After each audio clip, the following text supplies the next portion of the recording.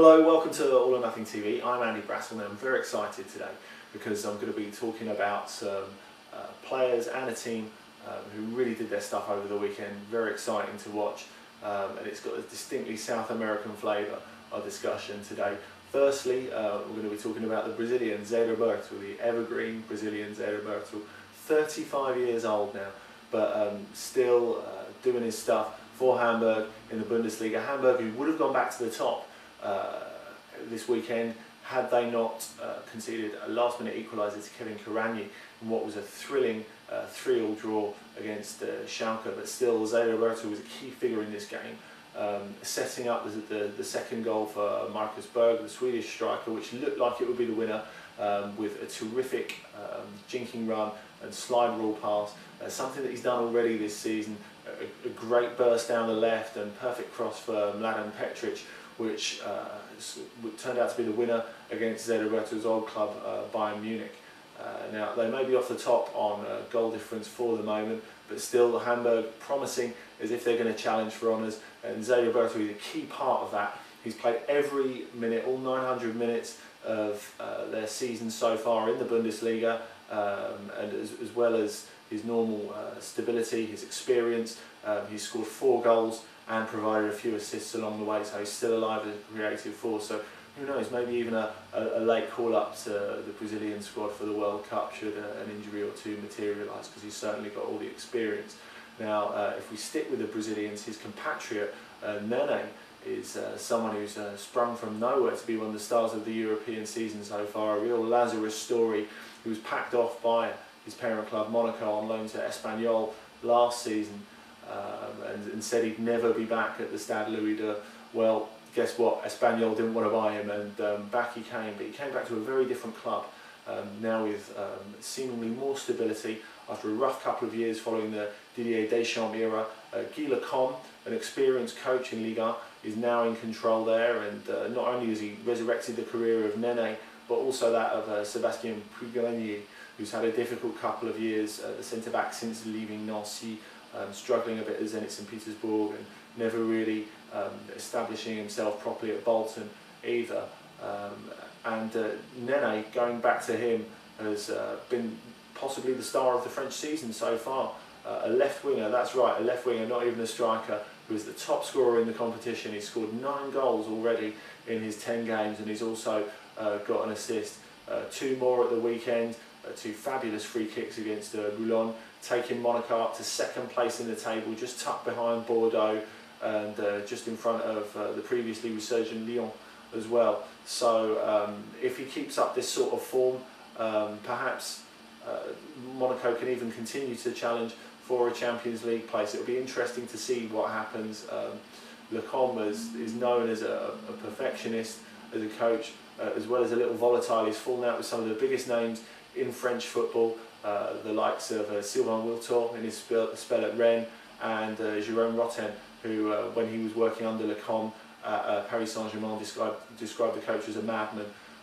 So anyway, he's keeping a lid on it for the moment, and it's an uneasy pact really between him and Nenê, who's had his disciplinary problems in the past, particularly at Monaco. But if he can keep it going, it all promises to be another interesting element in the French season. Now, keeping the South American vibe, we're going to move over to Benfica, who are playing possibly the best football in Europe at the moment. It looked like it might be a case of after the Lord Mayor's show, after they rolled Everton over 5-0 in the Europa League, well, they're having none of it at the Estadio de Luz. Another goal fest, a 6-1 win over Nacional, bringing them to 20 in 4 league games at the Estadio de Luz and 30 in 8 games in the league overall. They've already got a goal difference of plus 25, which is amazing, and may turn out to be very valuable as well, because they're only 3 points in front of champions Porto, but with a far superior goal difference already, which will only continue to augment itself if they continue playing in the attractive, aggressive fashion that they are. Now, this is built all on South Americans. Of course, the Paraguayan Oscar Cadolfo is scoring a lot of goals. He's scored 11 in 8 already this season, as well as a couple in the Europa League. So he's important to them, and he's got Javier Savioli, the Argentine, next to him. But really, I want to look at the midfield. Now, the midfield quartet which is well established already.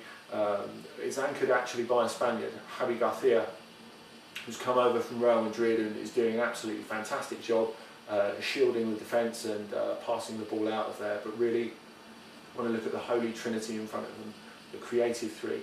So you've got the Brazilian Ramirez, who was so fantastic in Confederations Cup. He's outright, he's your thrusting goal-scoring midfielder. With the creativity, you've got Angel Di Maria, who's starting to fulfil his real potential.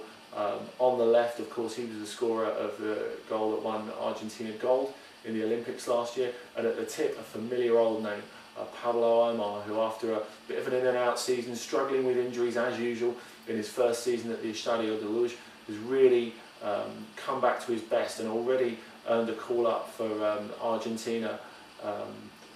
Diego Maradona recalling him to the squad for the recent World Cup game, so he looks like he might be part of that next season. Now, with Benfica playing such attractive football, what price a few other of those, perhaps Saviola, making an impact at the World Cup finals in South Africa next year? I really can't wait to find out. Speaking of which, a little footnote, Dunga announcing his squad for next month's friendlies when Brazil play England and Oman out in the Middle East. A couple of eye-catching names, a couple of debutants being called up. Hulk from FC Porto, Michel Bastos from Lyon, and Carlos Eduardo, the fantastic playmaker from Hoffenheim, all getting into the Brazil squad for the first time. A bit curious with Bastos, he's been excellent for the last couple of seasons for Lille, but had a few injury worries recently. I guess the fact, his versatility, he can play left back or left midfield or a bit further inside. So perhaps a very useful squad player for them. Well, it can't be for his free kicks because they're not really short on free kick takers.